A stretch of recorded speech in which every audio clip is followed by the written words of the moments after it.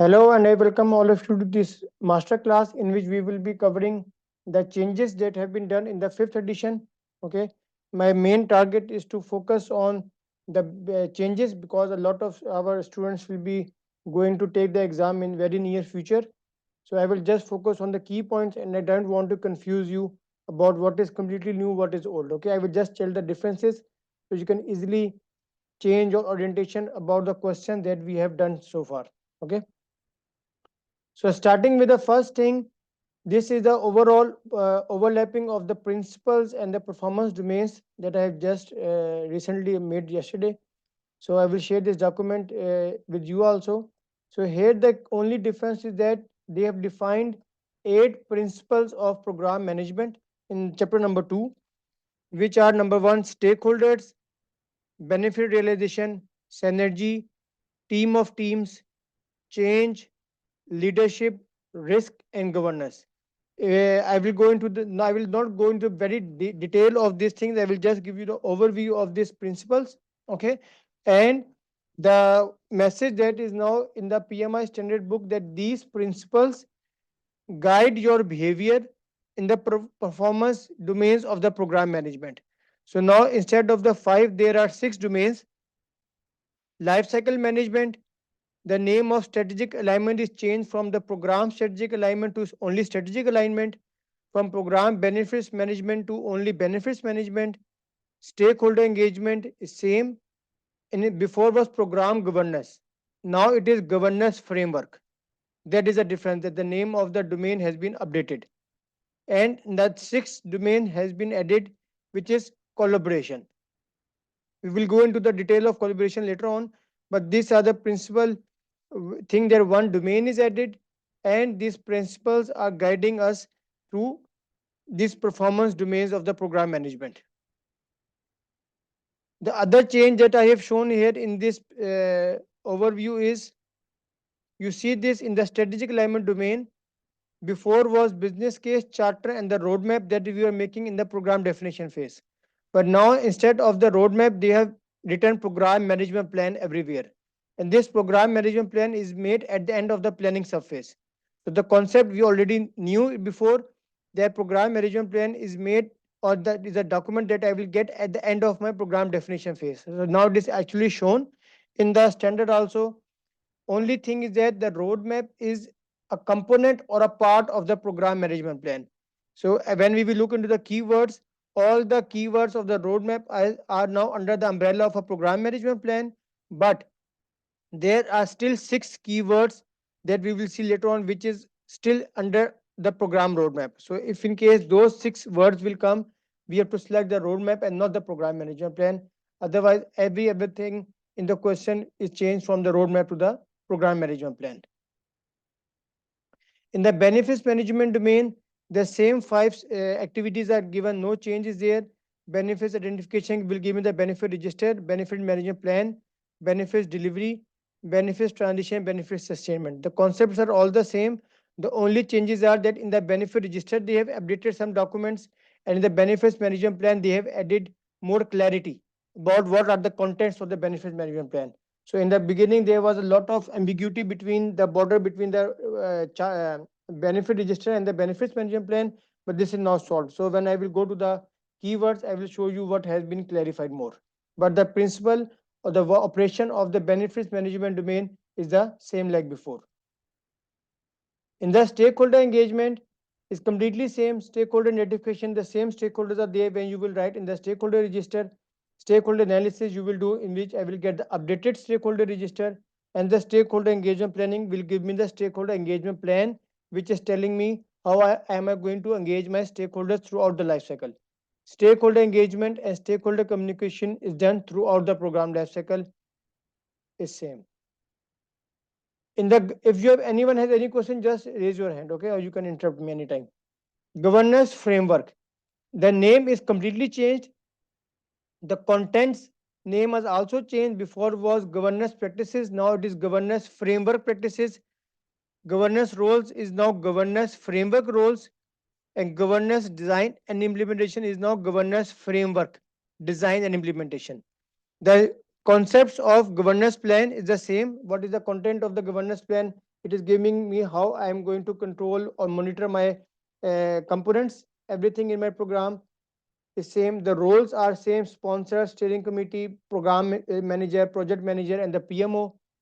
The stage gate review concept is same whenever you have to go from one phase to another phase, whether it is at the program level or it is at the component level. Whenever I am going from component initiation to component planning, the component delivery, closure, everything is the same.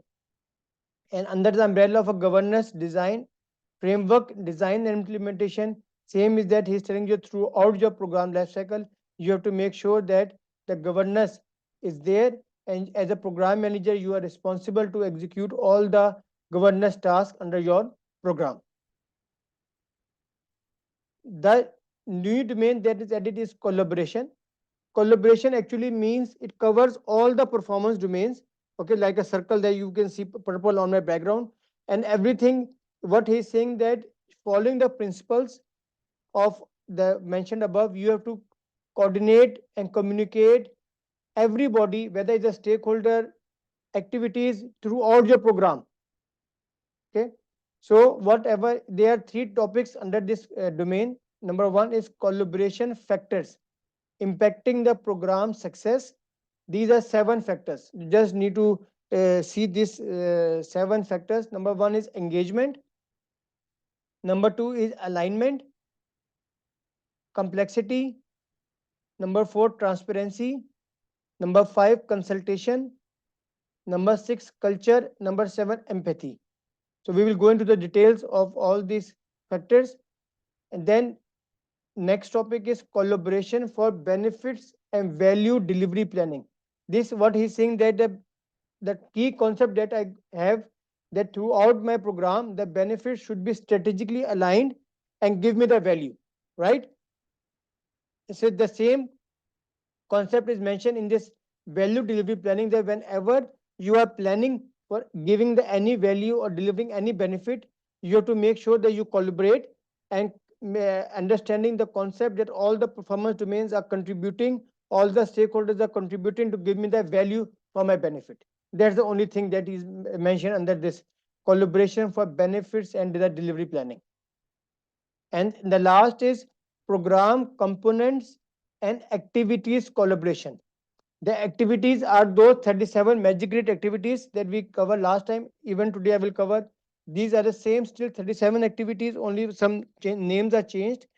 But the collaboration is telling you that all the activities are interlinked with each other. We already knew it before. There is not that once I am doing the scope management plan, I will not work on the schedule management plan, because everything is under the umbrella of a program.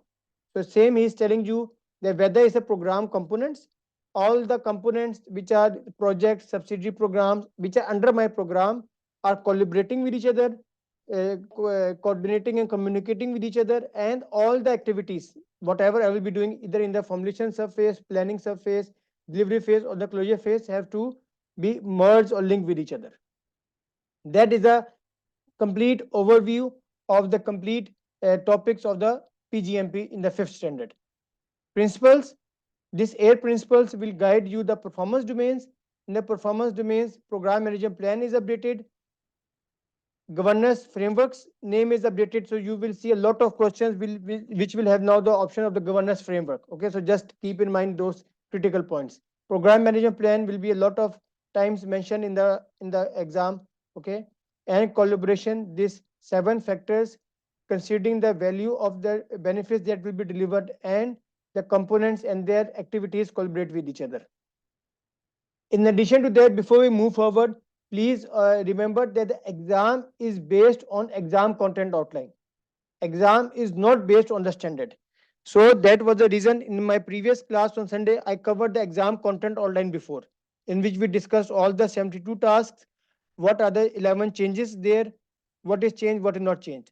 So you should expect around minimum 50% of the exam directly from those 72 activities. Means around total we have 170 questions, so around 80-85 questions will be directly from the exam content outline. Other 50% of the exam questions, like we have discussed in our coaching calls, our premium students Mr. Jay Prakash Amaya also told us, is about the scenario based. Okay, in that scenario based, just keep in mind those five performance domains from the beginning, That will be the main content of the exam. Few questions might come from the collaboration. Just remember, the collaboration is done throughout the program lifecycle. It is not that you are doing in particular in some fixed or particular phases. Number one.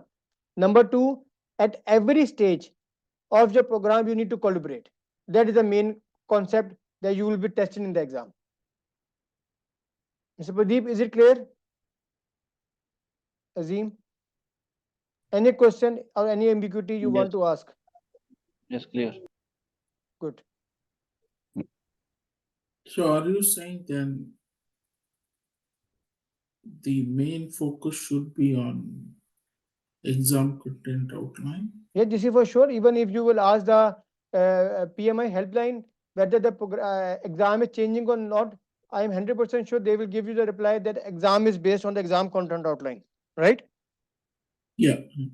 So that even, now the good thing what we have done, because I will not disturb about the application part here. Now in the application part, they have mentioned some exam content outline text there. Okay, so whenever the task that we have about strategic alignment, now it is question in the how you are writing the application. The leadership portion is there, the governance portion is there, and the text is coming from the exam content outline directly. So now what they have realized, that everything has to be integrated. So application is now aligned with the exam content outline standards. They have mentioned a lot of keywords directly from the exam content outline, and the exam content outline stays as it is. About the collaboration, they will ask about the 6 domains, not the 5 domains. Okay, some questions of collaboration will be there, but the questions are primarily based on the exam content outline. Clear? Okay. Okay, this is the picture. Now you can see the different picture, right? I changed the file. Yes. Yes. Okay, Yep. this is a cutout from the standard book itself. Okay, this is the summary. What the name he has written is relationship between the program management principles and program management performance domains. Okay, same 8 principles we will study just after that, and guide the behavior of the performance domains. So these 5 domains, which is from the beginning, and the collaboration is covering all these 5 domains. So that is a clear cut picture that collaboration is covering throughout your program lifecycle, not in particular one of the domains. Okay, this only figure you have to keep in your mind. So whenever the question of collaboration will comes, it means he is trying to integrate and cover all the performance domains in order to work together with each other. Today I will not be covering the exam content outline because that is completely covered already in the beginning. Okay, now continuing with the principles, we will just go to the quick definitions so that we know what is the meaning of each principle. So Mr. Azim, can you read number 1, stakeholders? Engage stakeholder at a level commensurate with their impacts or contributions to the program success. Okay, so it means what he is saying, that as a program manager, you have to engage all your stakeholders at a level considering their impacts or contribution to the program success. Means whatever we were doing as per the stakeholder register is not clearly mentioned here. Every stakeholder should be given the importance as per his impact, power, and how much he can contribute to my success, because the main essence of engaging all the stakeholders is to get their support and the buy-in. That is the number 1 stakeholder principle.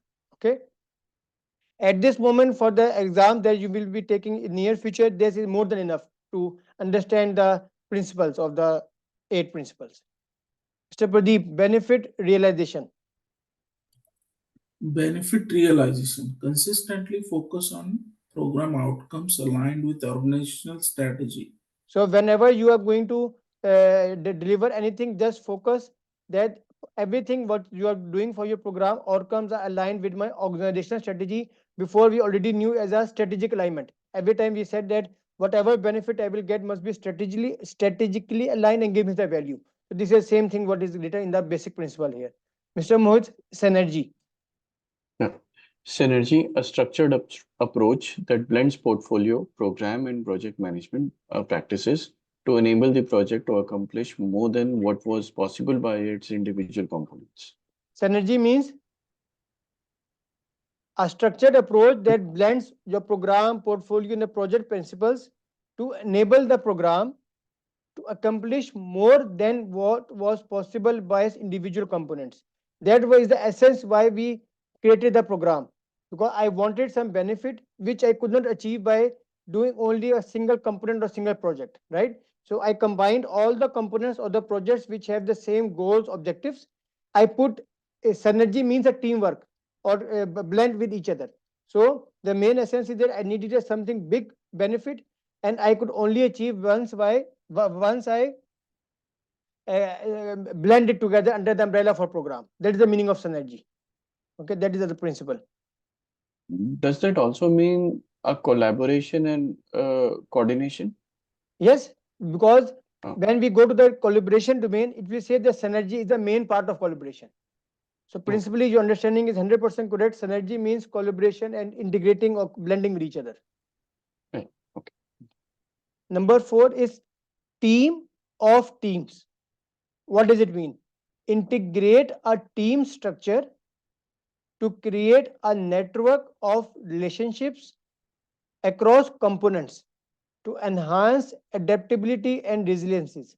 It means that a team, this concept is coming from the new PMP domain. Okay, team means everything have to work with each other. So integrate a team structure. We should develop a team structure to create a relationships among the components. Relationship means, for example, when we talk about the resource interdependency, we talked about resource sharing. So that is the main essence of the teamwork. Whenever one component has the problem, you can share your resources with another team members.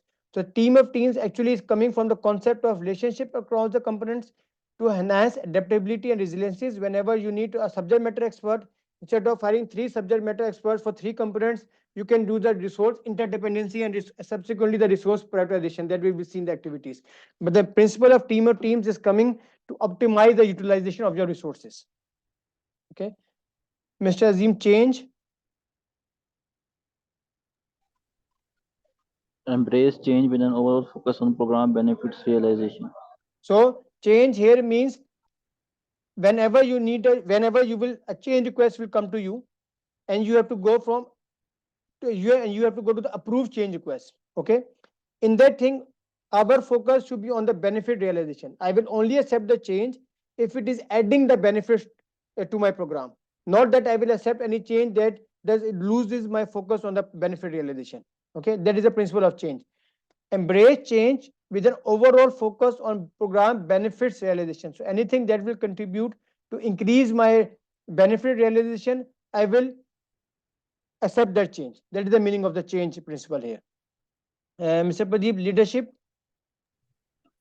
Leadership motivate and unite the program team to keep the program's overall delivery pace and realize expected program benefits. This leadership is coming actually from the agile certification, in which there is a topic of servant leadership. Okay, so this leadership means you, as a leader, as a program manager, you have to motivate and unite the program team using motivation techniques, giving them the incentives, talking to them, communicating to them.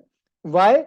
The main purpose is again the same: to delivery to maintain the program delivery phase, means to follow the schedule whatever it is intended. Once people are more motivated, they give you more positive results and realize the expected program benefits. Again, the focus is on delivering the benefits. So the leadership is added here. When we will go to the collaboration, is very much focusing on the leadership, because the main task of the program manager is to lead the team, remove obstacles. Okay, provide in the agile concept, saying 4 duties of the program manager of leadership. That is number 1, remove obstacles. Number 2 is shelter them from the independence. Okay, number 3 is provide food and water. Food and water means that you should be have empathy with them, you should listen to them. And the fourth thing is to maintain the communication. So the same principles of agile, of servant leadership, is coming under the topic of leadership principle. Mohit, risk. Effectively manage program risk to ensure that the program is aligned with the organizational strategy. So effectively manage the program risk. Again, same topic of risk. Whenever risk will come, we will have risk identification, put in the risk register, analyze and make the risk response strategies. So the once common word he has written is manage the program risk. So I have to take care, everything is manage the risk, and the ultimate purpose is again the program remains aligned with my organization strategy. That is the key essence of doing all the work. Okay, and at the end is the governance. Governance means establish and adopt a proportionate and appropriate program governance framework to control the program. Same concept of program, keeping the bird eye view, overall the orientation of your program, how you will adapt, and how you will control your program. So governance principles should be there. Okay. So in summary, for this level, the 8 principles are what we have studied now is enough. Stakeholders, benefit realization, synergy, team of teams, change, leadership, risk, and governance. When we will go to the collaboration, we will see that which factors covers which principles. Okay. But for the exam point of view, this is more than enough. Any question till now? I am making it very simple and No, this is directly. what is that? These Yes, points are basically the changes. these are the add-ons. These principles were not before in the fourth edition. The fourth edition What do you mean only. by principles? Principles mean these are in some domain or what? No. Principle means what is a baseline that defines your program rules. The why I am Previously, doing. they were not there in the previous edition. No, in the fourth edition they were directly going to the. They only defined the program and they directly went to the performance domains. These are the 5 performance domains you have to do the work. Okay. So this So this is principle, new thing. this is completely new. Okay. Okay, so they have a complete new chapter, which is chapter number 2, program management principles. And in fourth edition, there was no such topic of principles. Okay.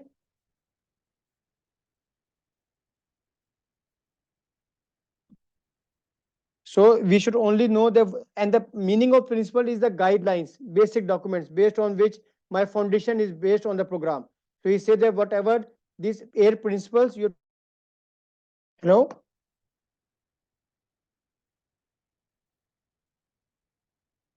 Can you hear me?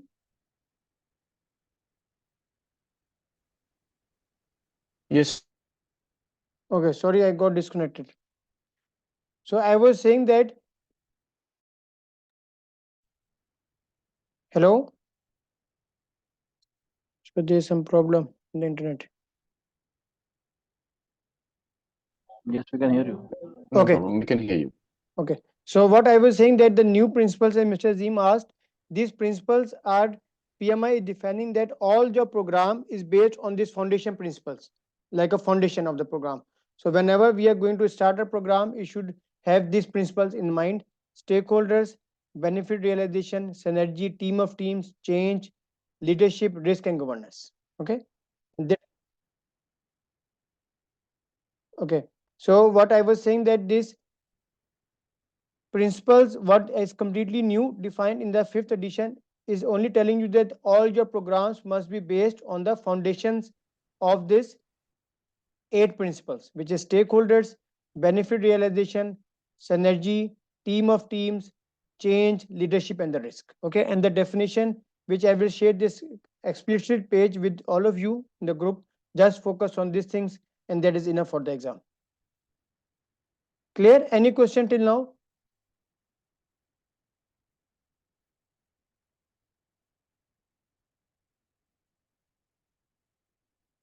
Okay, so moving forward, this is our updated master sheet. Okay, I will just share the keywords that have been updated in the 5th edition now.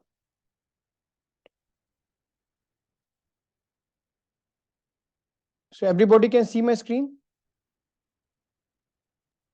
Yes, Sir. We can Okay, see. okay. So the first is the strategic alignment. Okay, the one change that they have done is that before business case were mentioned 3 times in the standard. One was in the chapter number strategic alignment, also then in the life cycle, and also in the governance.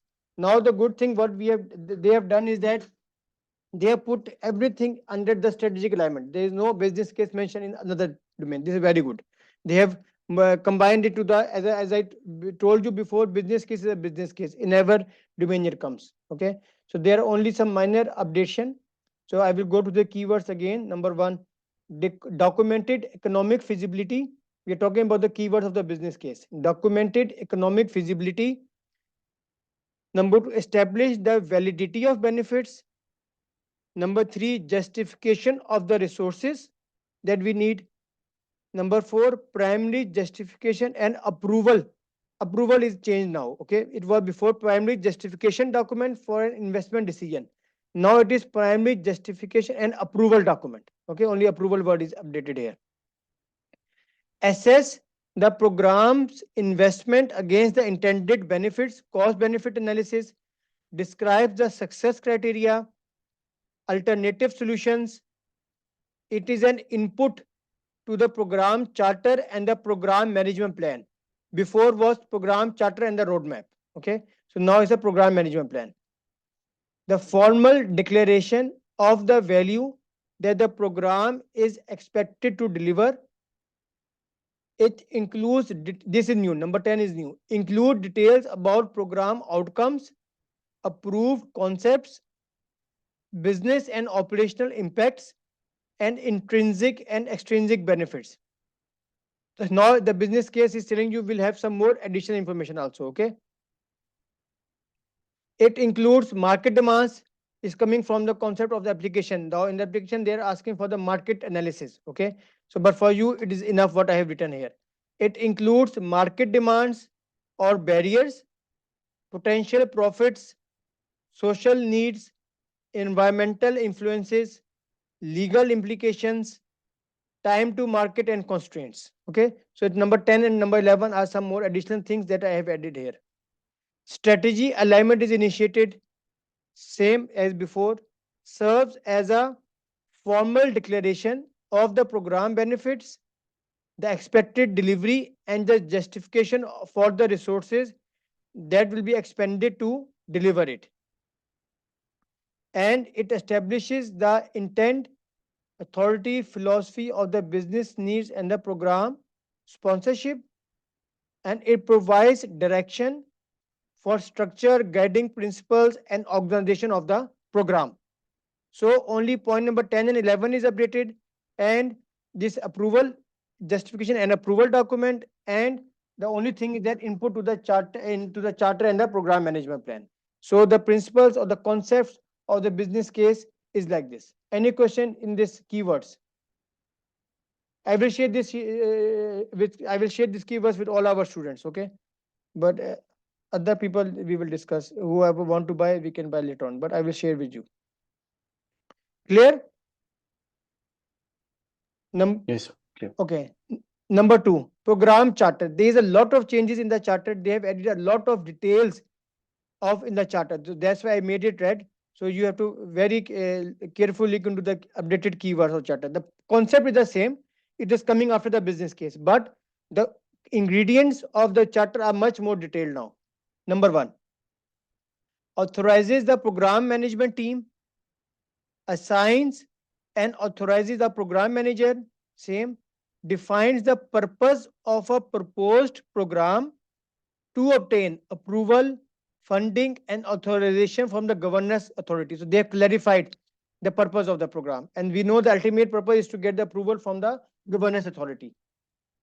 Point number 4, formally expresses the organization's vision, mission, and benefits expected. So the keywords of vision and mission are very much clear, are in the charter, because we found out this in the mocks. Remember, Mr. Pradeep?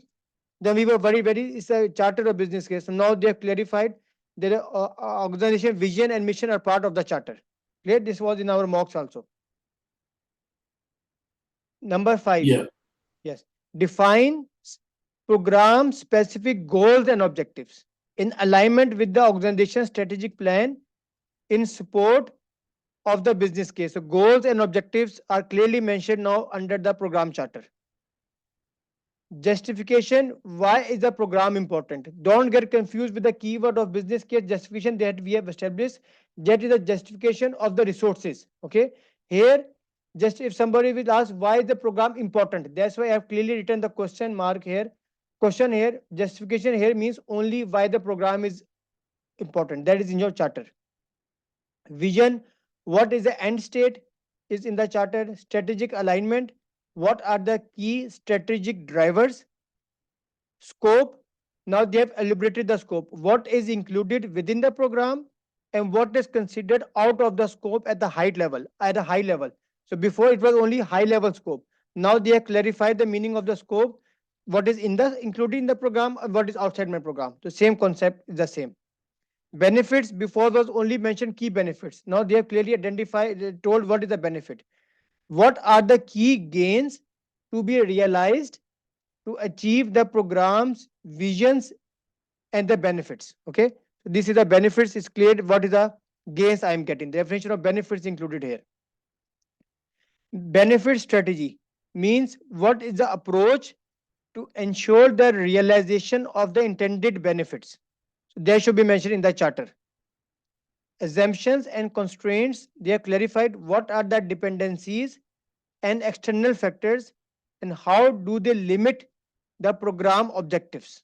This is the clear explanation of the assumptions and constraints now. Components, how are the projects and other program components configured? So in the charter now they have mentioned that whatever be your delivery, whatever be the components, the big overview should be known in the program definition phase. And there you will write in your program charter. Okay, this is the components clearly new in this topic now. Risks and issues before was only high level risks. Now they have added issues also. What are the initial risks, opportunities, and issues identified? Timeline before was only mentioned the timing of the program. Now they have written timeline. That means what is the total length of the program, including all key milestones dates. Okay, they should be mentioned in your charter. Resources needed. What are the estimated program costs and resources needed, such as staff, training, travel, etc. Okay, so the key point is that the cost benefit analysis is still in the business case, no change in that. But the cost and individual benefits, if he will ask, that is in the charter. Clear? This is important. Resources. Stakeholder considerations before was only key stakeholders. Now they have clarified this. Stakeholder considerations, who are the key stakeholders and what are the initial strategies to engage them. High level scope, high level stakeholder assessments. Okay, how you can do that thing should be defined in the program charter. Governance framework, how to manage, control, and support the program, how to guide and oversee the program components and reporting requirements. So governance is also included now in the program charter. You should have the bird eye view how you will control your program. Then the last are the same. It is derived from a business case used to measure the program success, include metrics for success and the measurement method, clear definition of success. This is the same like before. Clear? So this is much more detailed in the charter, but the good thing is that the business case is almost the same. So whenever the new word will come, what we have discussed, the answer is the program charter. Okay. So you should expect a lot of questions now coming in with the charter will be the answer. Okay. Just keep your strict mind about the business case, what we know, and now charter is a much more thing, much more covering a lot of different perspectives in that. Clear to anyone? Everyone, any question? Keyword is authorization is the same, purpose is the same, organization, vision and mission is clear, goals and objectives, then justification of the how justification why is the program important, vision, strategic alignment, scope, benefits, benefit strategy, assumptions and constraints, components, risks and issues, timeline, resources needed, strategic stakeholder considerations, governance framework, and the success factors. Any question till now? No, clear. I think this will clarify a lot of Yes, ambiguity. a lot of ambiguity and all the wrong questions we were doing in the mocks are now 100% clarified, right? And that is the essence. Yeah. That when I also gave the comments in the review phase, there was a contribution from other people also that you should be clarify the charter and the business case. And also I gave the comment. There is no problem between business case and charter, but the content should be clarified. But now it's very, very clear what is coming in the charter and what is coming in the business case. And in the last, a portfolio management body within a portfolio structure for stand-alone programs may issue a program charter. Okay, this is a special case, very special case. If a portfolio, if there is a program is under the portfolio, means portfolio program is under the portfolio, so they can also issue the program charter. Okay, that's the only thing, because this is something at the top, so he's authorized to issue the program charter to me. Then we come to the program management plan. This is also a lot of changes. Okay, ultimately a completely new topic. Okay, because before everything was in the charter, or it was in the roadmap. So in order to avoid the confusion, let me first take you to the program roadmap. This is a program roadmap. Now roadmap has only 6 contents in it. Okay, number 1, it is a major component of the program management plan, means now it is under the program management plan. Number 1 concept. Number 2, chronological representation of programs intended direction, same like before, graphically depicting dependencies between the major milestones and the decision points. Why? Because this is the actual figure. Plan is a document. Okay, roadmap is actually the figure. Just consider this like a figure in which we are making the graphical sketches. So I cannot say, whenever it talks about the chronological representation or the graphic, I cannot say it as a plan. You understand? So I have to say, whenever it talks explicitly about the graphical representation, that is still the program roadmap, is the name of the document. Reflects the linkage between business strategy and the program work, the purpose, the concept of the picture, keep in mind. It defines the structure of the program components by identifying the relationships among the components and the rules that govern their inclusion. It describes the evolving aspects of the program, including incremental benefits delivery. So at this moment, the concept of the roadmap is only to have the picture in mind, where there is a road, actual road, in which it is telling you the graphical representation, chronological representation, linkage between the strategies, structure of the components, and the evolving aspects of the benefit delivery at which moment, at which milestone the benefit will be delivered. So that is only included in the roadmap. So this roadmap will be covering in the question only with these keywords. Clear? Before there were 15 keywords in the roadmap, but now others are in the plan. We will look now, but roadmap, the 6 components still remains in the roadmap. Program management plan integrates the program subsidiary plans. The program subsidiary plans means the 12 planning activities that I will do in the program activities, scope, schedule, time. Every management plan is under the umbrella of a program management plan, very clearly mentioned now. It established the management controls and an overall plan for integrating and managing the program's components. The program is defined in terms of the expected outcomes, required resources, and strategies for delivering the needed changes to implement new capabilities across the organization. It outlines major program events for planning and development of a detailed mode schedules is under the plan. It reflects the pace at which benefits are realized, serves as a basis for transition and integration of new capabilities, should be continually updated throughout the program lifecycle. So every plan will be updated throughout the program lifecycle. It assesses the program's progress toward achieving its expected benefits, show how benefits are delivered within major stages or the milestones, include component details, durations, and contributions to the benefit. This is very new now. So they have mentioned that in the program definition phase, you already have the overview of the components that are to be will be in med program delivery phase. The concept of component initiation, planning, execution, and closing is still in the program closure, in the program delivery phase. But you should know about the details of the components in the beginning phase. Something is in the charter, and the details are in the program management plan.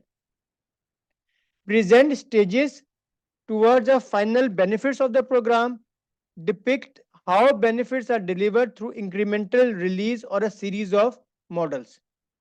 Then it effective way to communicate the overarching plan, effective way to communicate the overarching plan and benefits to the stakeholders to build and maintain advocacy. The overarching plan is the main keyword here. That is now the program management plan. It can include graphical representations of the incremental benefits to provide a visual of when return on investment may help fund the program. Clear? The plan is a document. There can be updated. It contains all the events, everything, page, everything what I am going to do. This is a complete in the program management plan. Nothing is the tone is not coming about the picture. Okay. Whenever the tone of the graphical presentation is coming or the picture is coming, that is your roadmap. And then here explicitly mentioned contents of the program management plan. What you must include under the program management plan. Number one, strategic alignment. Linkage between the strategic goals and the program components. Number two, executive ownership, a group or person responsible for benefits realization. Key milestones, significant points or events for making the decisions and delivering the benefits. List of components, this is completely new as I told you. Subsidiary programs, projects, and program related activities are now must be mentioned in the program management plan. Component information, component name, planned period, state and start and end date, and targeted outcomes and benefits. Dependencies, connections across program components and benefits to create synergy. Benefit realization period, how benefits are fully realized over the time. And benefit transition and sustainment period, when benefits make the transition for the programmatic to the operational level. So these are the contents of the program management plan. Clear? Much more detail in the program charter, but the good thing is that nothing is overlap between the program management plan, charter, and the business case. Same the concept like before. Program management plan is a document which contains the strategic alignment, ownership, key milestones, list of components, components information, dependencies, benefit realization periods, and all the things that we have discussed. And the roadmap now has only those 6 key words that I have written, giving you the impression of the graphical representation of the pictorial things. Mr. Azim, is it clear to everyone? Any question? Okay. Okay, any other question? Okay. So components are there in charter as well as program management plan, right? The charter, in the charter, it is only how the projects and other program are configured, means a high level view of the components. Where in the program management plan, you have detail about the component, details, durations, and contribution to the benefit. Components are in both, but the detail of the components, what they are contributing is in the program management plan. High level thing is in the charter. And also one thing you have to keep in mind that the sequence remains the same. First, there will be a business case which will have less information because it is a high level document. Then charter contains more details, and then program management plan will have much more details than that. Clear? Yes. So roadmap is just suppressed little bit. Yes. Suppress component, it's come under the umbrella, and it only is telling you about the pictorial representation. That's all. Clear. Now we go to the second domain, which is benefits management. There are some wording changes in the benefits, okay, that I have mentioned here, read, okay, but the concept is the same. It defines, creates, optimizes, delivers, and sustains the benefits provided by the program. Benefits management aligns with the benefits realization and stakeholder program management principles and the collaboration and stakeholder engagement domains. Benefit is under collaboration and the stakeholder engagement domains. Benefit is the gains and assets realized by the organization and other stakeholders as the result of outcomes delivered by the program. This red one is each benefit should have an associated beneficiary, whether the benefit is tangible or intangible. Benefits are defined in the context of the intended beneficiary and may be shared among the multiple stakeholders. It means that if I produce something special, I say it's a very expensive Mont Blanc pen, is a benefit for me, but unless there is no buyer for this, it doesn't help. So he says that every benefit should have a beneficiary to whom it should be benefit, then only it's a benefit for you. There's a much more clear definition of the benefit. Okay, so if there is some beneficiary, then that thing is a benefit for me.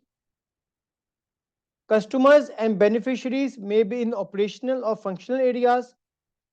Following program closure, benefits may continue to be realized.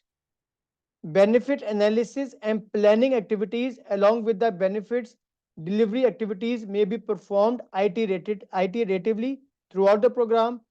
Each program benefit needs to be assigned the risk probability. Why? Because when I have identified the benefit, that is still something which I have not gotten till now in the beginning of my program, right? So every benefit should have a risk probability. Maybe I will get, maybe I will not get it. Once actually I will get it in the benefit delivery phase, then it's a fact. Okay. So the concept of risk has also been given the indication in this topic now. Okay. And it makes sense because I am planning the things. I am assuming I will get $10,000 benefit from this program. But unless I don't get it, it is always a risk. Interactions among all the performance domains are cyclical in nature and generally begin top down during the early phases of the program and bottom up in the later phases of the program. It generally means that the governance comes from top to down, okay, among all the domains.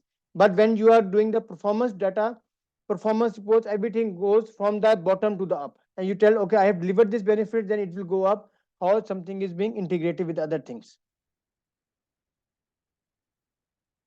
Benefits identification. In the first step of the benefits identification, it includes defining the objectives and critical success factors for the program and identifying and quantifying organizational benefits. Okay, the word of organizational is added here. Before was only the benefits. So now you are much more focused that everything what you are doing under the program is linked with your organizational strategic goals and objectives. This we know already before the beginning when we were crossing the red boundary of the program. Okay. Benefit register. Collect and list the planned benefits, measure and communicate the delivery of benefits. It is developed based on the business case and organization strategic plan, reviewed with the key stakeholders to develop appropriate performance measures. List of planned benefits, benefits planned per period and benefits achieved. As we know in the ECO was also mentioned that maintain the benefit register in order to record your program progress and report to the stakeholders. So this is much more clarified now here because whenever the benefits I need, what I have achieved, what I remain to be achieved is equivalent to the program progress.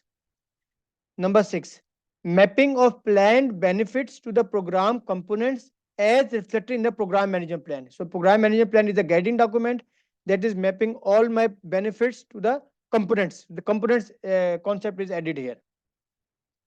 Description of how each benefit will be measured, KPIs and thresholds for evaluating their achievement, risk assessment and probability for achieving the benefit, status or the progress indicator of each benefit, same like before, target dates and milestones for benefits achievement, and person, group or organization responsible for delivering each benefit should also be mentioned in the benefit register like a table matrix, benefit 1, 2, 3, 4, who is responsible to give me the to get this benefit for me. Clear? Any question in the benefit register?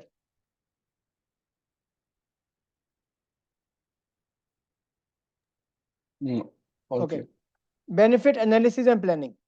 Number 1, establishing the benefits management plan that will guide the work throughout the remainder of the program, defining and prioritizing the program benefits as well as components and the interdependencies. So we have to prioritize the program benefits, which benefits we need earlier, what benefit we need later on, because maybe there are 10 benefits for the program, everything cannot be started at the same time.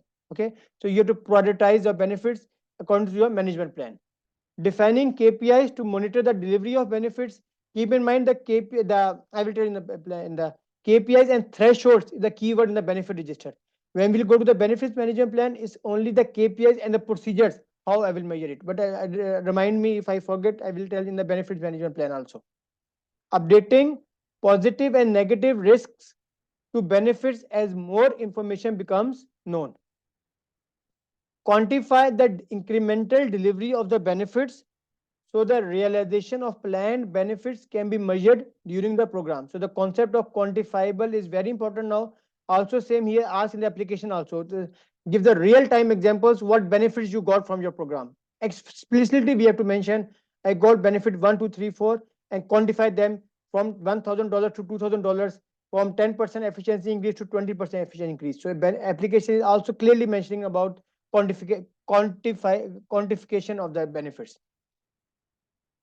Benefits management establishes the program architecture and maps how the components will deliver the capabilities and outcomes intended to achieve the program benefits. This is how you are managing your benefits.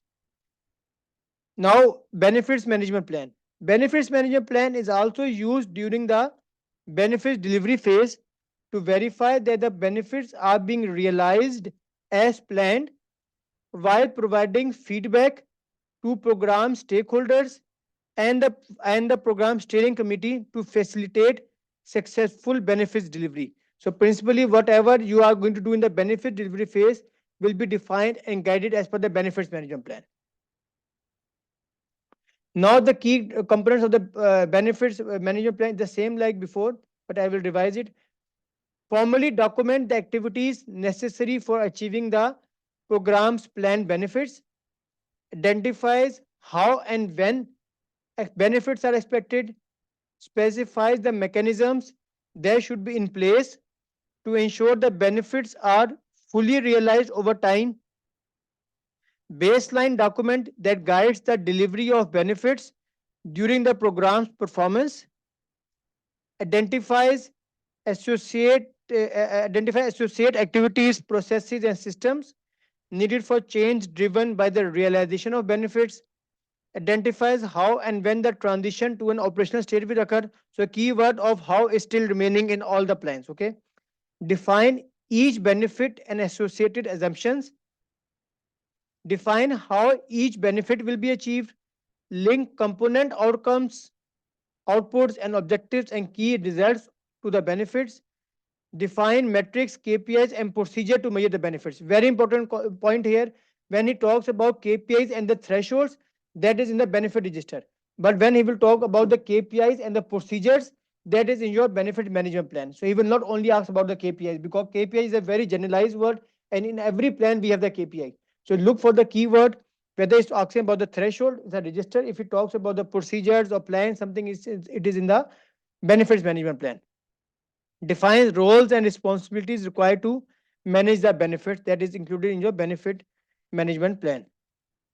Define how the resulting benefits and capabilities will be transitioned to an operational state. To achieve the benefits, define how the resulting capabilities of benefits will be transitioned to the organization responsible for sustaining the benefits. Provide a process for managing the overall benefits management efforts. So process is the keyword whenever the plan is to be the answer. This point number 15 is new added. Provide a process for removing a benefit that was initially planned but is no longer needed. Sure, the question will come that which of the following plan will define a process for removing a benefit that is no longer needed. Option would be the program management plan, benefits management plan, governance plan. So benefits management plan is the key answer. Okay. So whatever I have mentioned read in this master sheet is most probably will be tested in the exam. Okay. So please, this is a very new topic. Before, whenever the benefit was not delivered, I always kept in the benefit register, put in the lower level, but I never deleted it. But now he is telling you that a process should be defined in the benefits management plan for removing a benefit. Okay, that was initial plan, but is no longer needed, so you can remove it from your benefit register from the according to the benefits management plan. As the benefits management plan is modified to reflect the changes in the pacing, the program management plan also updated. Before was the roadmap, But now whenever the pacing is changed, as the pacing was mentioned in the program management plan, so the program management plan will be updated. Clear? Now we come to the program benefits delivery phase. Ensure the program delivers the expected benefits as defined in the benefits management plan, monitoring the organizational environment, program objectives, and benefits realization to ensure that the program remains aligned with the organizational strategic objectives, initiating, performing, transitioning, and closing the components, and managing the intent dependencies among them. Complete process of any life cycle of the component will be under the benefits delivery phase and more explicitly in the program delivery phase. Evaluating opportunities and threats affecting the benefits. So throughout the delivery phase, I have to check what are the potential threats that can come to my benefits. Evaluating KPIs related to the program financials, compliance, quality, safety, and stakeholder satisfaction to monitor the delivery of benefits, recording program progress in the benefit register, and reporting to the key stakeholders as directed in the program communication management plan. Again, the concept of program progress is in the benefit register. Short question. Benefits management is an iterative process, and benefit analysis, planning, and delivery have a cyclical relationship. The components we are talking about may require modification due to performance related to the program financials, compliance, quality, safety, or the stakeholder satisfaction. This is new added here of the components. Now we are talking about the components also here.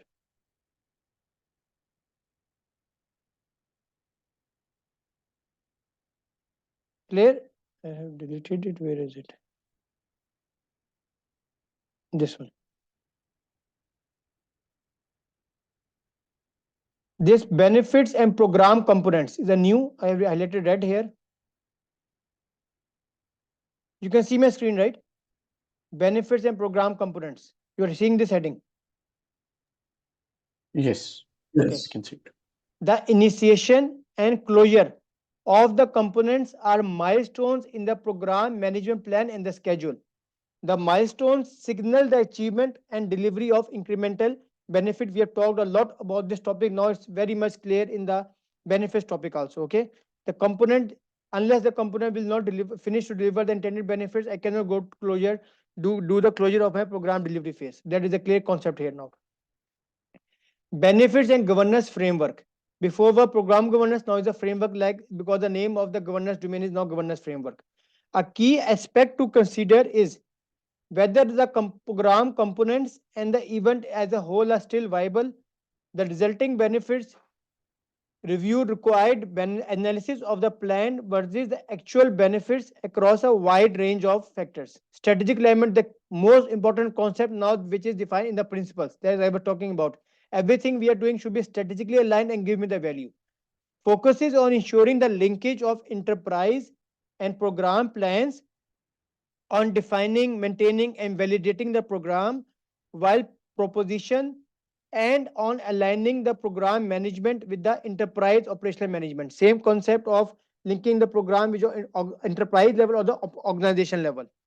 Value delivery, focusing on ensuring that the program delivers the intended benefits. This line is new. Investments may also have time value, where shifts in the component schedules have additional financial impact. The best example is that, for example, when you are playing in the stock market or you are playing into the foreign exchange, whenever you do the right thing in the right time, stitch in time saves nine. The concept. Investments may also have a time value where shifts in component schedule. If you say, I will not do it today, I will do after 2 years, I will do after 3 years, maybe the cost is changed, have a financial impact. This is very much clear. So they have included some concept of financial things also in the PgMP now. Okay. So everything is about the component and making the right decision at the right time to get the right information is the main background here. Benefits transition phase.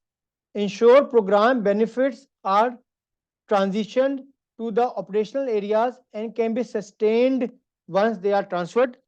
What we have to do in the transition phase? Verifying that the integration, transition, and closure of the program and its components meet or exceed the benefit realization criteria established to achieve the program's strategic objectives, develop a transition plan to facilitate the ongoing realization of benefits when turned over to the impacted operational areas.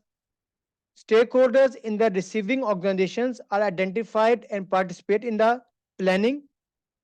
Sustainment plans are developed and the transition is executed. The receiving organization or function is responsible for all preparation processes and activities within their domain to ensure that the product, service, or capability is received and incorporated into their domains. And there may be multiple transition events at individual program components close because of the concept of incremental delivery. Benefit transition may be performed following the closure of the individual program components if that component is intended to provide incremental program benefits. This we have discussed in detail in our lectures. Okay, this is new. At the end of the program, the resulting benefits should be compared against those intended in the business case to ensure that the program will actually deliver the intended benefits, because business case is my starting document. So at the end, once the benefits are delivered, I will check with that my business case. Then benefits transition activities, what actually we are doing the activities here: evaluation of program and program component performance against applicable acceptance criteria, review and evaluation of acceptance criteria applicable to deliver the program components, review of operational and program process documentation, review of training and maintenance materials, review of contractual agreements, determine if the resulting changes have been integrated, activities related to the optimizing acceptance of resulting changes, transfer of risks affecting the benefits transition to the receiving organization, readiness acceptance, and disposition of all related resources. Disposition is coming from the concept of the program closure, in which we will do budget closure, procurement closure, risk transition, resource transition, and information transition. So risk, that resource transition is coming from that concept. A program may be closed or terminated with no transition to the operations. It occurs when the charter is fulfilled and the operations are not necessary to continue the realization of ongoing benefits, or the chartered program is no longer of a value to the organization. The transition may be performed from one program to the another program. So whenever the charter is fulfilled or in the charter is mentioned that we don't need the transition, we don't need to have the transition in that. And the last in the benefits topic is the benefits sustainment phase. Benefits may be sustained through operations, maintenance, and new components. A benefit sustainment plan should be developed prior to the program closure by the program manager and the component project managers during the performance of the program. Actual sustainment work is conducted after the close of the program and is beyond the scope of individual components.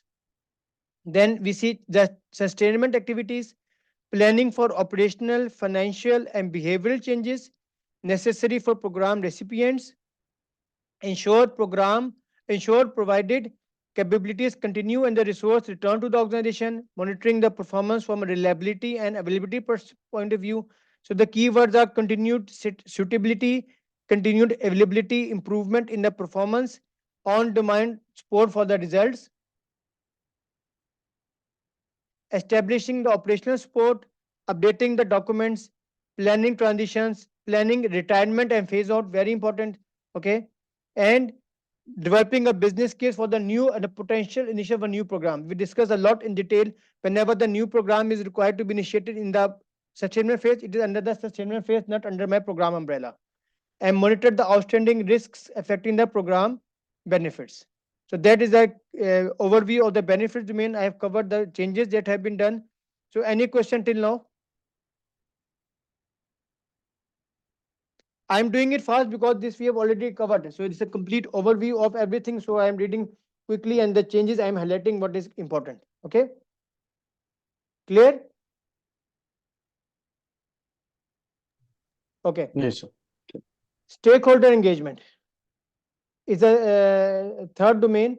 It identifies and analyzes stakeholder needs and manages expectations and communication to foster the stakeholder support.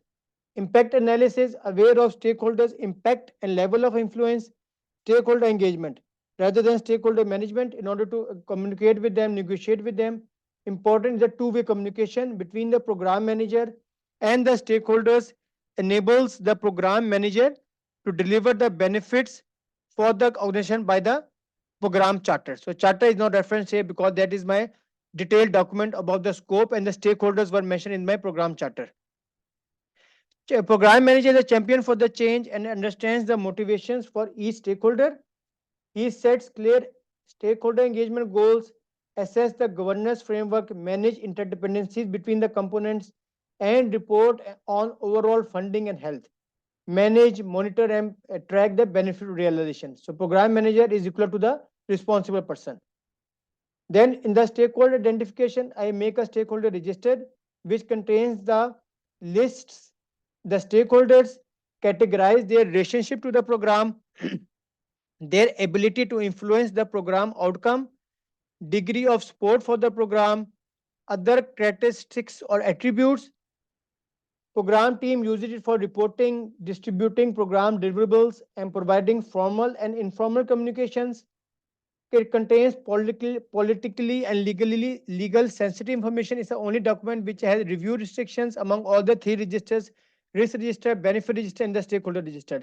Question will come which is a sensitive, which has a review restrictions and it is secured. That is only the stakeholder register, and that is controlled by the program manager. It is a dynamic document and the program manager should prepare and update the register as required. Whenever the stakeholder characteristics will change, new stakeholder will come, program manager will update it. Then sponsor. He provides resources and support for the program and is accountable for enabling the success.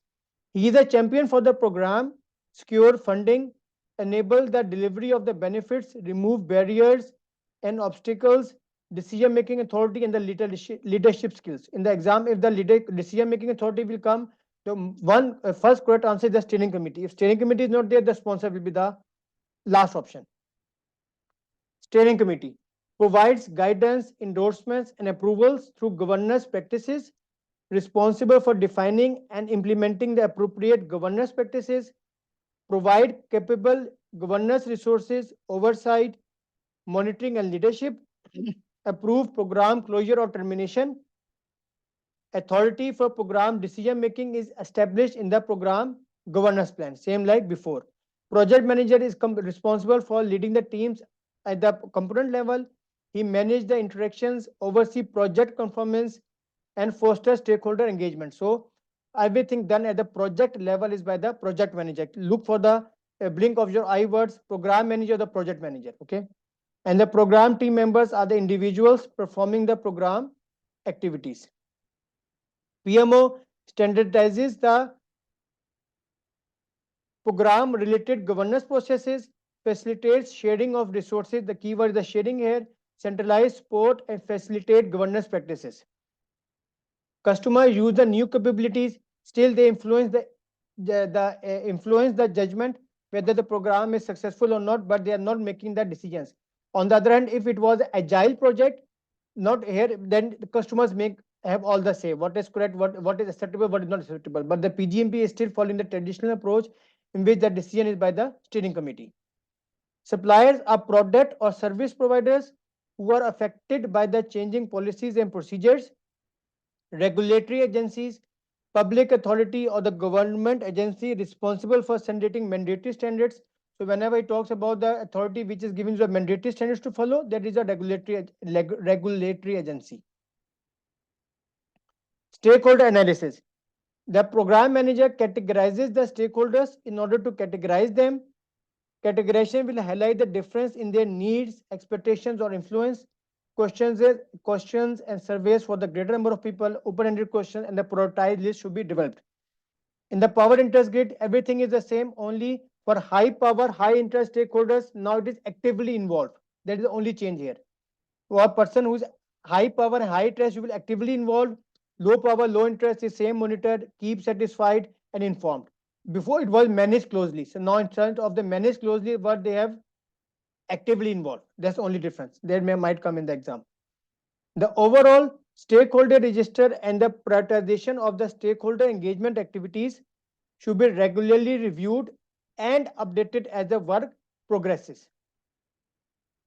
Stakeholder map is the technique which visually represent the interaction of all stakeholders' current and desired support, assess the impact of a change, takes into account their interests, influence, involvement, and interdependencies, functions as a tool to help identify the need for interactions with the stakeholders. It tells the potential partnerships among the stakeholders, and it reminds the team of which stakeholder needs to be engaged at various times in the program lifecycle. Then we come to the engagement planning, in which I will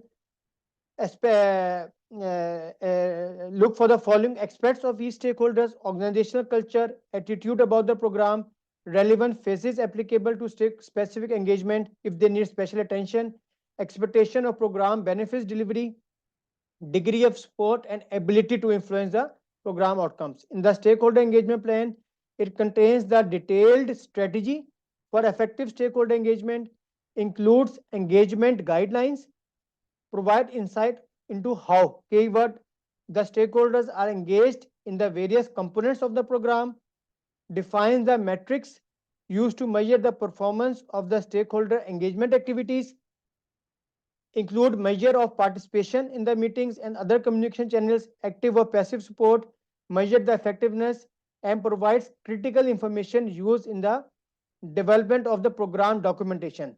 And there is ongoing alignment as the program stakeholder changes. So how you will engage in the stakeholder engagement plan. Program stakeholder engagement. It is a continuous program activity. Stakeholder register, map, and engagement plan should be referenced and evaluated often and updated as needed. It may require facilitated negotiation, means communication sessions, to help establish the common high-level expectations.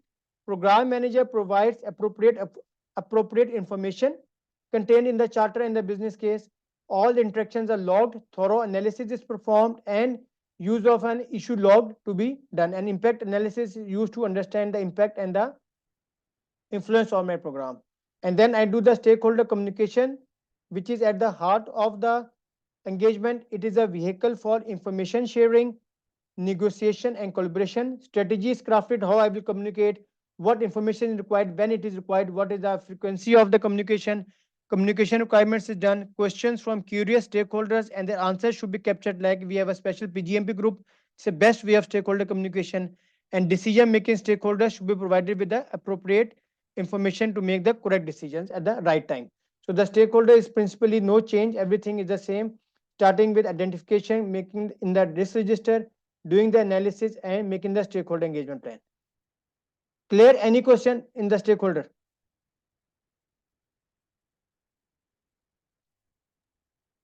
No, sir, it's clear. Okay. Now we come to the governance framework. The name is changed, but the content are almost the same. But I will tell you what is the changing here. Okay. Now we have a governance framework with us. It outlines the process functions for managing, sustaining, and monitoring a program to meet an organization's strategic and operational goals. This is new. Oversight is carried out by a review and decision-making group responsible for approving all program recommendations. Very clearly mentioned about the role of the steering committee or the governance board. Concept of component governance is added now. Governance of components of a program is achieved through the actions of the program manager and the program team. It is called the component governance. Means the governance is done from the one person above me, right? In the program, it is done by the steering committee. But if it is a component governance, it is done by the program manager. Clear? Mr. Pradeep, is it clear? Component governance is done by the program manager because the work is done at the component project level, one step up, which the program manager is responsible to do it. But the governance of the program is done by the steering committee. Portfolio governance is added. Portfolio governance is the hierarchical level of governance where the program investments are authorized. It means a high level document at the portfolio level. The flow of governance from the portfolio to program and projects, governance policies and practices, governance oversight and support, governance control, governance integration, and governance decision making. Same like before. From projects to program comes the performance reports, change requests, escalated issues and risks, benefits, capability, delivery, and the product or service. In the application, they have clearly asked about the escalated issues. Give a real-time example of the issue that was escalated to you and how you address it. And also they have given a in the topic, write the clear risks that you face and how you handle it. You have to give the real-time examples now in the application. Effective program governance. Goals of the program manager, goals of the program remain aligned with the strategic vision, approving, endorsing, and initiating the program and securing the funding, establishing clear, well understood agreements, facilitating the engagement of program stakeholders, communicating and addressing the program risks, uncertainties, opportunities, and issues, using review types like phase gate reviews, other decision point reviews, same concept of stage gate review is still now, assess the viability of the organization's strategic plan, selecting, endorsing, and enabling the pursuit of program components, making decisions to transition between phases, terminate or close the program. A program within a portfolio is likely to be governed within the framework of the portfolio. This was in the mock before, but now very clearly mentioned also here. So I made it red. Now the name is governance framework practices, in which we are making the governance plan, which describes the systems and methods to be used to monitor, manage, and support a given program, describes responsibilities of specific roles, may be modified like every plan. It describes the structure and composition of the group of governance participants, defines roles and responsibilities of key stakeholders, define who will have accountability and authority, contains a schedule of anticipated program related governance meetings, serves to influence the program management plan for governance interactions, dependencies, assumptions, and constraints, benefits, performance metrics and measurements, support services, stakeholder engagement, governance practices, and authority for program decision making is established. How much will be the powers with the program manager available here? Governance uh, establishes the minimum acceptable criteria. Very important for a successful program, and the methods by which those criteria will be measured, communicated, and endorsed. Escalation processes operates at two levels: within the organization, within the program, or outside the program. Governance may help establish program risk thresholds for adherence within the program. Very important, the risk thresholds as defined in the beginning of the activities, and that's how you will control your governance. Whenever is a boundary, what is your trigger points? Quality governance performed at the component level. It establishes the minimum quality requirement and the minimum quality criteria, and the program level QA/QC activities and roles and responsibilities who will be managing your quality. The same is done as the quality governance. Then we have a change governance. The steering committee is responsible for identifying the types of changes that a program manager would be independently authorized to approve. A record of the proposed change is rational and its outcome is maintained by the program team. Governance framework reviews endorses reviews of programs at key decision points. Key decision points occur at the end of the program phases.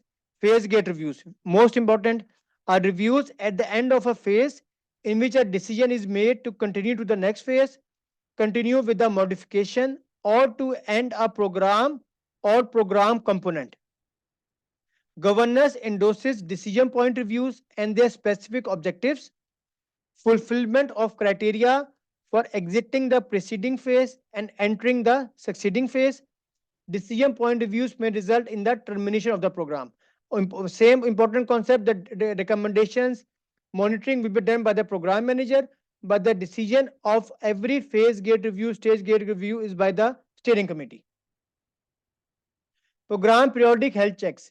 They are held between the decision point reviews, assessing a program's ongoing performance and progress towards the realization and sustainment of benefits.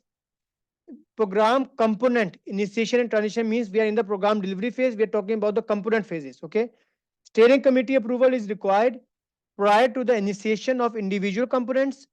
Upon initiation of a new component, all program level documentation and records dealing with the components should be updated to reflect any changes to the program to the affected components. Approval is required for the transition and closure of an individual program components. Every sub phase of the in the program life cycle in the component life cycle will also need the approval of the steering committee. In the program closure phase, program steering committee reviews and makes decisions on the recommendations for closure of the programs. Recommendation will come from the program manager. Regardless of the cause for termination, closure procedures should be implemented. The final program report is approved by the governance participants during the closure phase. Governance framework roles, same sponsor, steering committee, PMO, program manager, and the operational manager. Operational manager is responsible for receiving and integrating the capabilities delivered by other program components for achieving desired organizational benefits. And at the end, we have governance, framework design and implementation. Governance begins with the identification of governance participants and establishment of the governance practices. Now we know what are the rules I have to follow. I know the governance plan and I know who are the people who will be doing the governance here. Sponsor organization seeks to implement governance practices that enable the organization to monitor the program support of the organizational strategy. We have legislative environment. Interaction is performed by elements of corporate governance on behalf of the program. Decision making hierarchy, a highly regarded, successful and experienced program manager and the team are given greater autonomy and decision making powers. Optimized governance, this is the new, so I have mentioned here. It leads to the role clarity. You're optimizing the governance. Okay, what you're doing, it leads to role clarity, effective and targeted support from the organization, and ultimately more rapid and effective decision making. Endorsements and approvals, governance framework should not duplicate the program management activity. Should not duplicate the program management activities. Should be the governance the purpose. You have to do only one thing, one activity. Alignment with the portfolio and organizational governance. The need for alignment with the organization's governance is greatest in the program definition phase, as the program governance and the program itself are being formulated. In the beginning phase, there is more complexity, more unknown, so more governance is required. In the delivery phase, it requires constant change in the operations of the organization, and the governance to manage this change is critical throughout the life cycle. Contracting. The management of the legal agreement requires a different governance focus. Risk of failure. The greater the perceived risk of the program failure, the greater the likelihood the governance team will monitor the progress and success more diligently. Strategic importance, high value programs critical to the success of the organization require senior participants, and program funding structure, if it is from outside, needs more a strict governance submission. At the end, once program governance is designed and implemented, exercise mechanisms to assess its effectiveness and to continually improve and optimize it. We should be working continuously to do this thing. So this is a governance topic, same like before, only difference is the framework, and you have component complex. So surely component topic will come most probably in the exam, and the portfolio governance will come in the exam. Okay. Clear? Any question till now?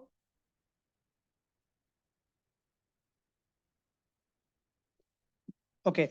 So now, yes, Mr. Pradeep. So it's just the naming change, right? Yes, In the governance, governance. I don't see any big changes. Only component governance and portfolio governance, these two words are added. Okay. Okay, very good. Now I go to the life cycle management. I will change my screen. I will go to my magic grid and I will tell you the difference what is done now. Okay, so I don't want to discuss in the theory here. You can see my screen now, life cycle magic grid, right? Yes, I can see. Okay, so the magic grid principally is same 37 activities like before we have done. The only change is now they have added integration. If you see in the first row, integration. In the program formulation surface, we have program infrastructure development. The content of the infrastructure development are the same PMO and PMIS that we have already done before. But now they have clearly mentioned that this is in the program formulation surface. This is not the activity, but this is a work that is done in the integration phase. In the program planning surface, he has written program management planning, means the process of making the program management plan. In the program delivery phase, he has mentioned program delivery management and benefit sustainment and program transition. Okay, so it means that in the delivery phase, whenever working at the component level, I have to do transitions, I have to sustain the benefits. And in the program closure phase, he has mentioned program closeout. Principally, this integration was already before, but in the only theoretical part. Now they have put it in this table, but the key point is that whenever he is going to the program formulation surface activity, there he is starting again from the scope. There is no integration activity till now. Okay, so only thing or only add-on is that he has categorized it very clearly that what you are doing: infrastructure development, management planning, program delivery, and benefit sustainment, and the closeout under the heading of the integration. Clear? Then our magic grid is still the same. When you will go to chapter, and now in the activities is now chapter number 4. The life cycle chapter is finished. They have merged it into the same performance domains. Okay, one change. And in the activities, when I will go to the detail, I will tell you what are the changes there. But principally, it is a same thing. So in the when we come to my magic grid, same scope, time, cost, quality, communication, resources, risk, information, and 10 activities. Okay, same 8 assessments, 2 estimations: initial cost estimation and requirement estimation, and 8 activities, same as before. In the planning surface, 12 activities total, 10 management planning, 1 cost estimation, 1 financial framework establishment, same like before, no change. So in the management planning, who is looking for the first time, we have 12 activities: scope management planning, schedule management planning, cost estimation, cost financial framework establishment, financial management planning, quality management planning, resource management planning, communication management planning, risk management planning, procurement management planning, change management planning, and information management planning. Now we come to the delivery phase. It has 10 activities: scope management, schedule management, financial management, QA, quality assurance, quality control, communication management, resource management, risk management, procurement management, change management, information management. The change here is that total activities are 10. Before was 5 management, 5 monitoring and controlling. Now 9 are management and 1 is monitoring and controlling. Only quality is management, quality assurance and quality control is name of control. Others, all 9 are the management. So that's ambiguity, because last time whenever I say you there 5 monitoring, I always told you not to remember what is management planning, what is monitoring and control. So now this is 100% accepted by the PMI. We have all named as management.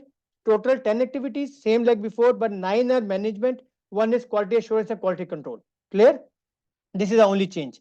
In the program closure phase, same 5 activities: financial closure, procurement closure, resource transition, procurement closure, and information archiving and transition. So the magic grid that we have developed before remains 100% same: 37 activities, 10 in the formulation surface, 8 assessments, 2 estimations, 12 in the planning surface, 10 management planning, 1 cost estimation, 1 financial framework, 10 activities in the delivery phase, 9 management, 1 monitoring and control, 5 activities in the closure phase, which is 2 closure and 3 transitions.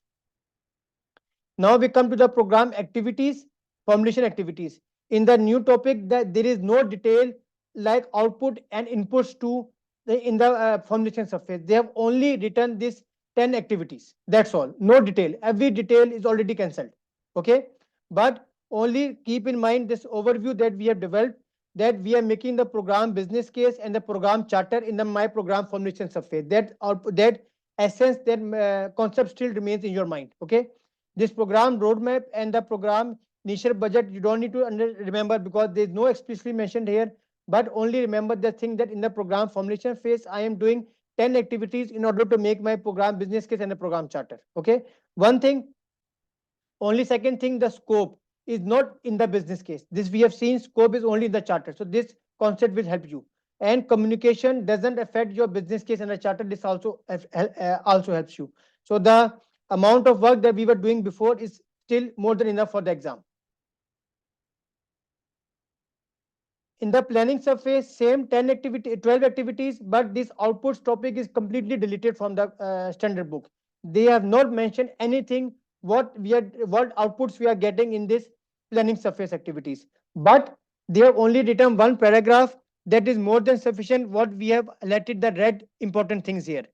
You should know only the program work breakdown structure is made under the scope management plan activity. That's all. In the master schedule, program cost estimates, program financial framework, program initial budget, component schedules, and program operational costs are defined in the planning surface. In the quality, we have service level agreements and quality checklists.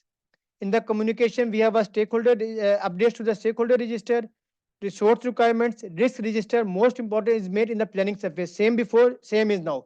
But this is now mentioned in the topic of the risk strategy. Okay, but our magic grid is still applicable. And in the procurement, we define the procurement standards. In the change, we have change thresholds, and the information, we have information management tools and techniques how we are going to communicate my information.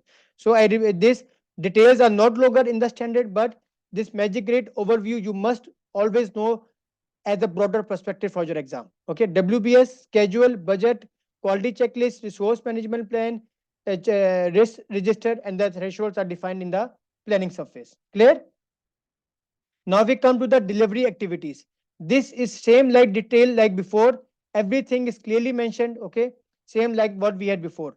So this is most important. The delivery phase, same concept of talking about the components, and every activity like before are still mentioned in the standard now.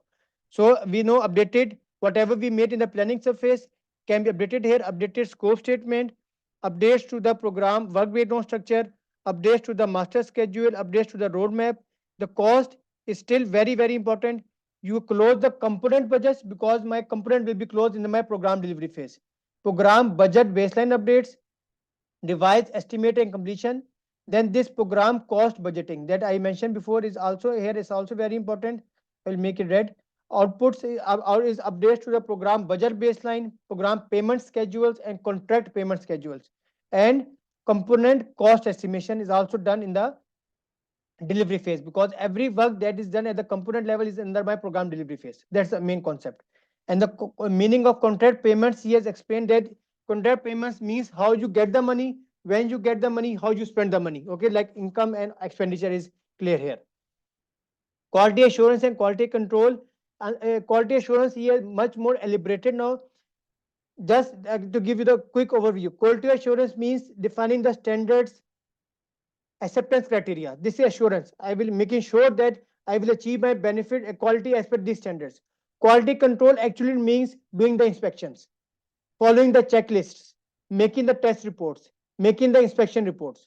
So question will not ask you the differentiation between the assurance and the closure, but in the daily life you should know in order to do the quality control, first you need to have the quality assurance procedures in place. That's the only thing. So he's saying that you have to do the inspections and the audits in the quality assurance and quality control to make sure the program complies with all my quality requirements, whatever have to be done as per the contract, as per the technical specifications provided by the client or provided by the organization. In the communication, we have a management. Same, we are doing the status information, notification of change requests, program financial reports, media interviews and external filings. Then we have information distribution methods in which we should know how we have to communicate the people, face-to-face meetings, electronic communication or social media. And the program reporting means reports required by the program agreements, including formats and reporting frequency, customer feedback requests, and periodic reports and the presentation.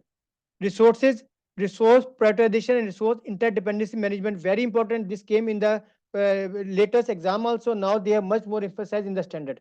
Just remember we have two topics. One is program resource prioritization, one is resource interdependency. Whenever there is a program, it will have multiple components. Just assume example, we have three components. In the beginning of the program phase, the program manager will sit and collaborate and coordinate with the component managers that this is one mobile crane. This you will get, the component 1 will get from January to February, component 2 will get from March to April, component 3 will get from June to July. This is resource interdependency management, in which you are making, and the keyword is sharing the resources. How you will share the resources among all the components is covered under the resource interdependency management. Resource prioritization will be done when there is a conflict, when there is a requirement of the same resource at the same time in multiple components. For example, the component 1 will say, I need this crane in June and February, January, February, and also component 2 say, I will need in January and February. So in that case, you have to do the resource prioritization based on which component is more important, which has a higher priority, which is more strategically aligned, which is giving me more financial and non-financial benefits. In that case, the resource prioritization has to be done. Clear? Very important concept. Minimum 4 to 5 questions are expected to come from this concept. If you give you a clear cut tone, when there is a single resource to be shared at the same time, prioritization has to be done. But when you have to share the resources, the wording of sharing will come. That is the resource interdependency management, and both that is being done by the program manager. And whenever he will, because at the component level, program manager has the authority to see which component comes first, which component comes second. Okay, so all these management activities done in the program delivery phase is being handled, managed by the program manager. And the risk management, they have clearly defined the 3 steps: program risk identification, in which we put into the risk register, then we do the risk analysis, we do qualitative and quantitative risk analysis, and at the end we will make the program risk response management, directions to implement the risk responses, risk register updates, and the change requests. The concept of the question, don't jump directly into the strategic alignment, is very important. Whenever the question becomes that you are new for the program manager and you find out that an unknown risk or an unknown event is about to occur that will sabotage your program, what should be your first step? uh, uh, Put in the risk register, analyze the risk, make the risk response strategy. Anyway, you have to first document the risk in the risk register, then analyze, then go to the strategic plan. Don't never escalate the issue, never go to the response directly in any type of the question in the scenario whenever he is asking you about how you handle the risks. Procurement management, we will make the RFQs, RFPs, invitation for bids, proposal evaluation criteria, everything when I am doing the procurement management. Concept of contract administration is again emphasized here. You make the contracts, you make the signed agreements, and then you control your subcontractors, your parties according to your procurement principles by handling the procurement management. In the change management, you know about the approved change requests. You had a lot of change requests throughout your program lifecycle, but in that delivery phase, you will finalize these are my approved change requests, and subsequently, as per the change management plan, you will update any other plan that is required to be updated or changed. Can be scope, schedule, cost, or risk. But as we know from the exam content outline, any type of the change will be handled as per the change management plan, and any type of the risk will be handled as per the risk management plan. And in the information management, updates to the program information repository and lesson learned database, you have to get the lesson learned feedback from your team throughout the program lifecycle, and you can utilize your lesson learned during your existing program and also your future program, not only in the future programs. So that is a complete overview of the delivery phase activities. And in the closure phase, you have a financial closure, in which you will do input to the program financial report, updates to the program financial management plan, input into the knowledge repository, financial closing statements, documentation of new tools used in the course of program and into the knowledge management system, and close program budget. The most important point here is the closing the program budgets. In the resource, we will do the transition, resources released to other organizational elements, risk inputs to other organizational risk registers, and in the procurement, we do contract closeout reports, update to the lessons learned, and closed contracts. So you have to close your contracts in the closure phase. And in the information, you have to do archiving and transition, and it is input to the organizational archives and lessons learned report to the organizational governing bodies. So in summary, The concept of 37 activities of the magic grid, what we have done is more than enough. Okay, 37 activities, 10, 10, 12, 5. Only in the delivery, in the planning phase, I am making the budget, baselines, schedule, and the cost. In the delivery phase, I am updating all those documents, and in the closure phase, I am making the financial closures and closing the other things. Clear? Any question till now? We welcome Mr. Mudassir to the class. Good morning. Okay, so in the last, Mr. Pradeep and every Azim, everything clear? Any question till now? Okay, fine. Perfect. So I go to the collaboration phase, and I will cover this in the last 10 minutes. This is a new domain which has been added. Okay, what is it? What it is saying? You can see my new screen now. Collaboration, right? Yes, we can see. Yes. Collaboration. This performance domain creates synergy across stakeholders to optimize the benefits delivery and the realization. It helps the program team achieve the synergy, governance, and team of teams program management principles by empowering the program leadership and the team. So the principles that we studied in the beginning of the class, three of them are mentioned here. The collaboration is helping you to achieve these principles. Okay, so every performance domain will help you to achieve the some principles. Okay, collaboration is giving me synergy, governance, and team of teams. It addresses both leadership and management, the adaptability and the resiliency needed at the program level to respond to strategic changes in the overall organizational and portfolio context. So whatever the changes to be done, I have to make sure it is managed and collaborated, and it remains under a portfolio and organizational context. I cannot do anything outside of my organizational levels. Collaboration at the program level is different and more complex than at the project level, because making decisions depends on gathering the right level of synergy. Projects have specific deliverables. Projects have specific deliverables and outcomes, whereas program value is determined by the benefits that might not be delivered at the same time. So the output why we initiated the program was a benefits, and the project is the outputs and deliverables. Same concept. Clear communication is a key part of successful collaboration.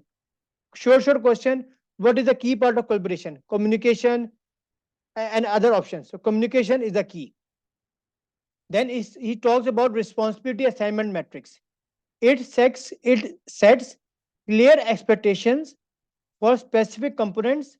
Program teams should always prioritize strategic alignment across the program's lifecycle and prevent any single outcome for becoming more for becoming the focus. What does it mean?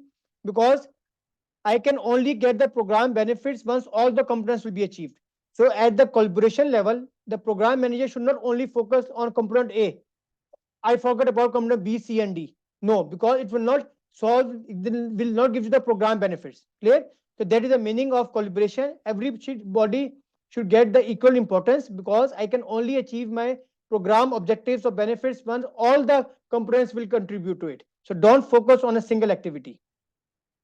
Then we come to collaboration factors impacting the program success.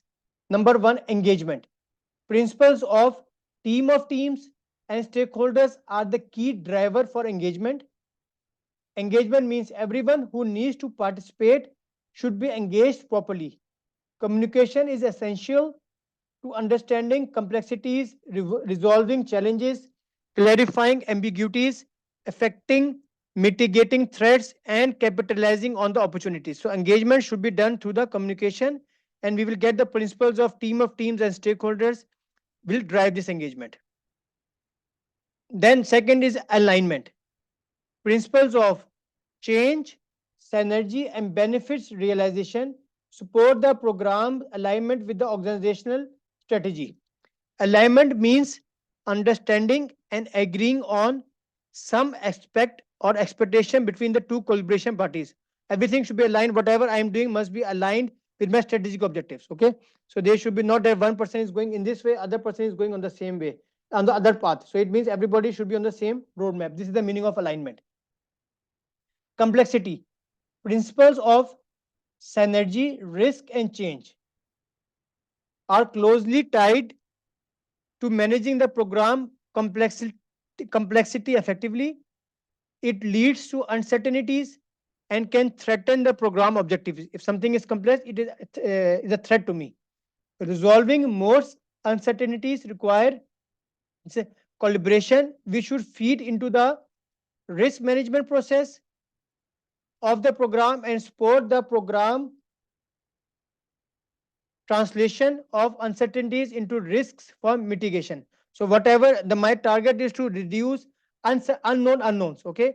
So what he's saying that when you know the complexity, you should try to handle the risk so that everything becomes known and we can plan and manage accordingly. The most, because keep in mind whenever it's a topic of the RMP, but thing is that the worst thing is to have unknowns. Okay, risk is a good thing as long as I can identify it. So the whenever you are doing the risk management, risk identification, try to find out as much as possible. Similarly, at the sites, when I do the risk assessments, I am presuming that this could happen at the site. Yes, I make the job assessment, job safety analysis. Number 4 is transparency. Principles of stakeholders, leadership, and governance are the key drivers for transparency for effective collaboration on the programs. It enables traceability in the collaborative process. Program Project Management Information System PMIS have an essential role in supporting the transparency among the stakeholders. Just remember the PMIS at this moment, that transparency camp is something is information system is available, everything is available on the cloud, it is accessible to everyone, so it is transparent. Consultation. It is driven by the principles of leadership and stakeholders. It requires information exchange among multiple parties, access stakeholders for the right information when needed. It directly impacts the decision making process. Consultation means discussion, coordinating with each other, not making single handed decisions. This is a very important, this is a summary of I wrote for the consultation. What does it mean? Right decisions should be made at the right time, which is only possible when the right parties are consulted for the right information at the right time. Simple, that is a very summarized wording of collaboration and the consultation process. Everything should be at the right time, then only you get the right decision. Culture. Number 6 is the culture. Sorry. Culture. Principles of leadership, change, and risks are the key aspects of culture. What do you mean by culture? Oh, sorry. Collaboration works in a change oriented culture, because culture is a different, you are working in different countries, everybody have a different culture. Culture will have a strong effect at the program and portfolio levels. Creating a positive change oriented culture ripe for collaboration requires the support and participation of everyone in the organization, from top leadership to the task workers. It's not only from the leadership, but everybody should collaborate and should respect a culture where everybody trusts each other and everybody works in an open environment. And the last is 7 is empathy.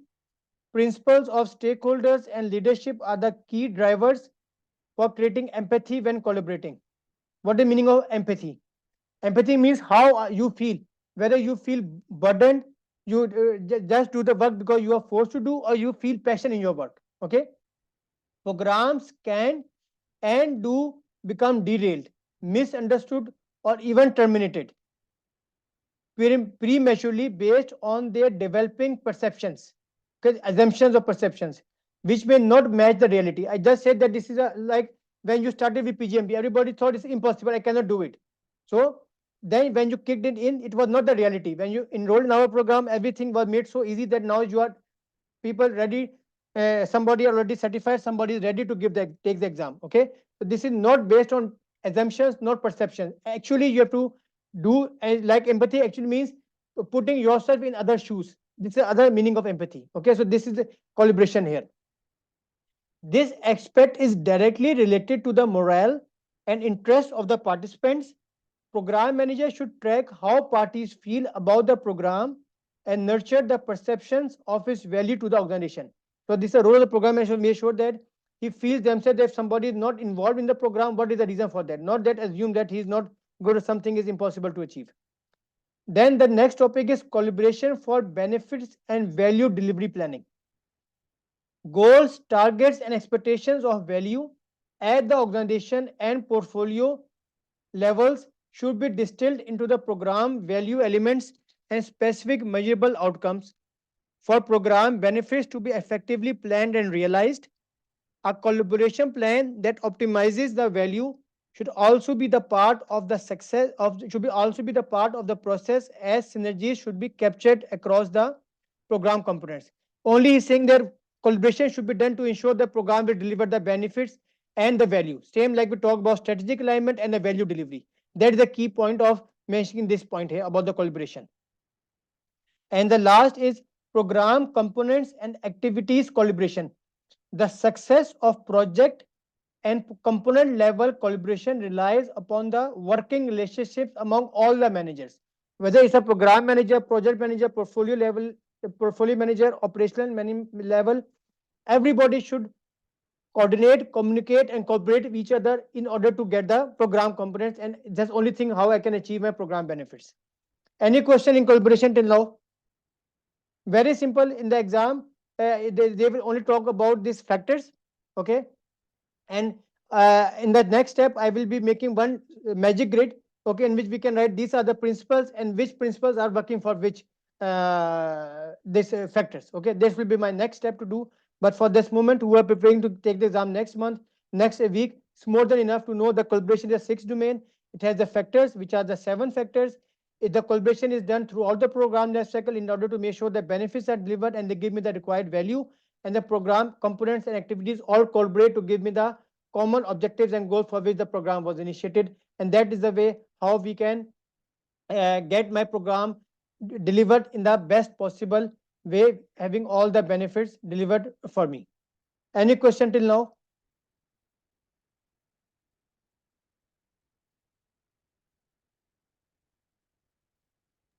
Okay, so thank you very much for attending the call, and we will make this master class in the future also. Thank you very much.